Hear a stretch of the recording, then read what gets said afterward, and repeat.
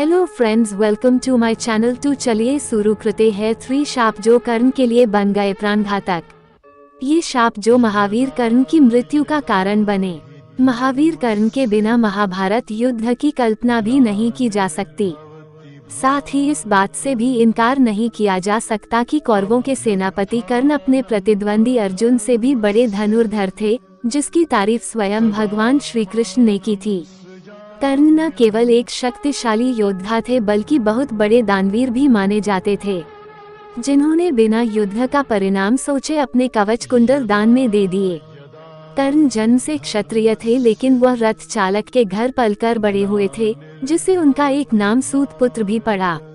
उनकी वीरता को देखते हुए दुर्योधन ने उनको अंगदेश का राज सिंहासन दे दिया और जरासंध के हारने के बाद चंपा नगरी का भी राजा बना दिया। लेकिन इस महान योद्धा का जीवन किसी तपस्या से कम नहीं था। इन्हें कई ऐसे कर्मों का परिणाम भी भोगना पड़ा जिसमें इनकी कोई गलती नहीं थी। अनजाने किए काम और दूसरों की भलाई के चक्कर में इन्हें 3 ऐसे शाप मिल गए जो इनके लिए प्राणघातक साबित हुए। इन्हीं 3 शापों की वजह से महाभारत के निर्णायक युद्ध में इन्हें अर्जुन के हाथों वीरगति प्राप्त हुई। पहला शाप परशुराम ने दिया। कर्ण जब धनुर्विद्या सीखने के लिए गुरु द्रोणाचार्य पास पहुँचे तो उन्होंने कर्ण के सूत पुत्र होने की वजह से शिक्षा देने से मना कर दिया। कर्ण इससे निराश होकर भगवान परशुराम के पास पहुँचे। परशुराम जी ने कर्ण की प्रतिभा को जानकर उन्हें अपना शिष्य बना लिया।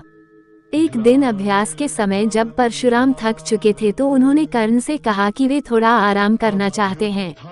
तब कर्ण बैठ गए और उनकी जंघा पर सिर रखकर परशुराम आराम करने लगे।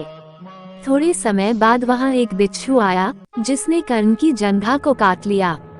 अब कर्ण ने सोचा कि अगर वह हिले और बिच्छू को हटाने की कोशिश की तो गुरुदेव की नींद टूट जाएगी। इसलिए उन्होंने बिच्छू को हटाने की बजाय उसे डंक मारने दिया, जिससे उनका खून बहने लगा। इससे कर्ण को भयंकर कष्ट होने लगा और रक्त की धारा बहने लगी। जब धीरे धीरे रक्त गुरु परशुराम के शरीर तक पहुंचा तो उनकी नींद खुल गई। परशुराम ने देखा कि कर्ण की जांघ से खून बह रहा है। ये देखकर परशुराम क्रोधित हो गए कि इतनी सहनशीलता केवल क्षत्रिय में ही हो सकती है। तुमने मुझसे झूठ बोलकर ज्ञान प्राप्त किया है, इसलिए मैं तुमको शाप देता हूँ कि जब भी तुम्हें मेरी दी हुई विद्या की सबसे ज्यादा जरूरत होगी, उस समय वह काम नहीं आएगा। दरअसल परशुराम जी क्षत्रियों को ज्ञान नहीं देते थे। कर्ण को उन्होंने सूत पुत्र जानकर ज्ञान प्रदान किया था। इस वजह से परशुराम ने दिया कर्ण को शाप। शाप मिलने पर कर्ण बेहद दुखी हुए और परशुराम के चरणों में गिरकर माफी मांगने लगे। उन्होंने गुरु परशुराम को बताया कि उन्हें तो अपने वास्तविक माता पिता का ज्ञान भी नहीं है, वह तो अपने माता पिता को गंगा में बहते हुए मिले थे।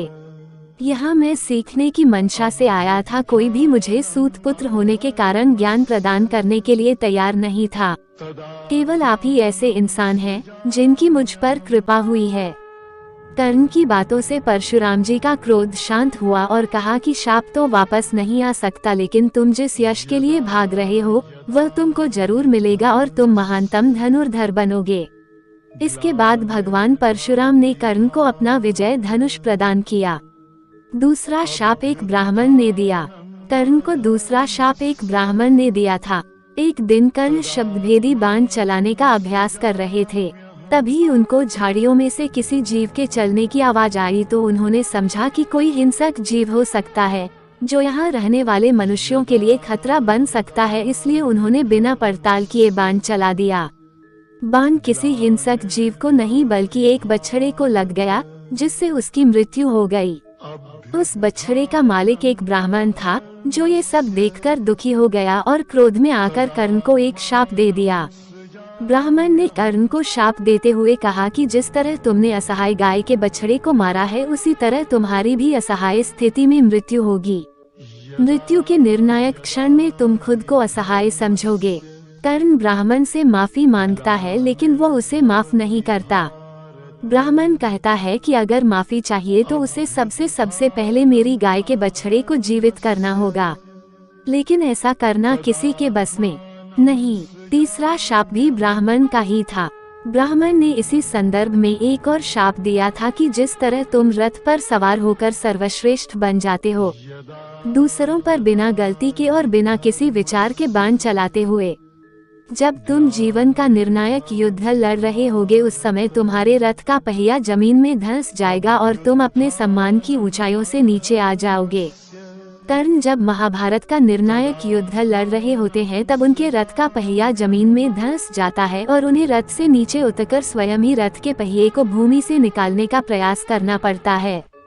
इसी समय अर्जुन दिव्यास्त्र चला देते हैं और कर्ण को वीर गति प्राप्त हो जाती है। लोक कथाओं में है कर्ण का एक और शाप। आंध्र प्रदेश की लोक कथाओं में कर्ण के शाप के बारे में कथा मिलती है कि एक बार कर्ण कहीं जा रहे थे तो उनको रास्ते में एक कन्या मिलती है जो अपने घड़े से घी के बिखर जाने की वजह से रो रही थी। कर्ण ने कन्या से पूछा आखिर तुम रो क्यों रही हो, तो कन्या ने उसे बताया कि घड़े में से घी गिर गया है और अब उसकी माँ उस पर गुस्सा करेगी। तब कर्ण ने दूसरा घी से भरा हुआ घड़ा कन्या को देने का आश्वासन दिया, लेकिन उसने लेने से मना कर दिया और कहा कि उसे वही मिट्टी में मिला हुआ घी चाहिए। कर्ण ने घी युक्त मिट्टी को अपनी मुट्ठी में ले लिया और निचोड़ने लगे। जब कर्ण ऐसा कर रहे थे तब एक महिला की कराहती हुई आवाज सुनाई दी। जब उसने अपनी मुट्ठी खोलकर देखा तो धरती माता को पाया। पीड़ा से क्रोधित होकर धरती माता ने कर्ण की आलोचना की और शाप दिया कि जिस तरह तुमने मुझे पीड़ा दी है उसी तरह निर्णायक युद्ध में मैं भी तुम्हारे रथ के पहिए को जकड़ लूंगी। Please like share and subscribe करें। धन्यवाद।